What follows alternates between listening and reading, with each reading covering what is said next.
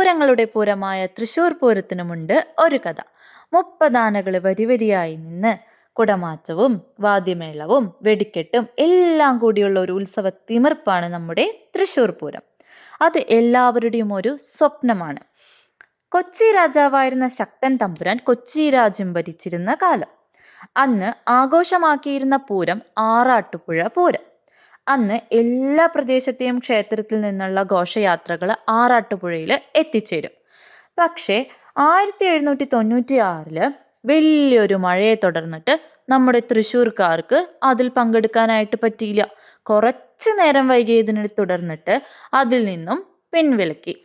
അത് നമ്മുടെ ശക്തൻ തമ്പുരാൻ ഇഷ്ടപ്പെടുവോ? ഇല്ല. അടുത്ത വർഷം മുതൽ പുതിയ പൂരം വടക്കുന്നാഥന്റെ സന്നിധിയിൽ നടത്താമെന്ന് അദ്ദേഹം തീരുമാനിച്ചു.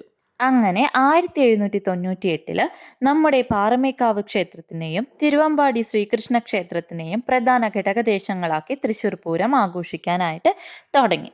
എന്നാൽ ഇതിനൊരു ഐതിഹ്യം കൂടിയുണ്ട്. തിരുവമ്പാടി പാറമേക്കാവ് ദേവിമാർ സഹോദരികളാണ്. അപ്പോൾ ഇവർ തമ്മിലൊരു കണ്ടുമുട്ടൽ, അതാണ് മേടമാസത്തിലെ പൂരം നാളിൽ നമ്മൾ തൃശ്ശൂർ പൂരമായിട്ട് ആഘോഷിക്കുന്നത്.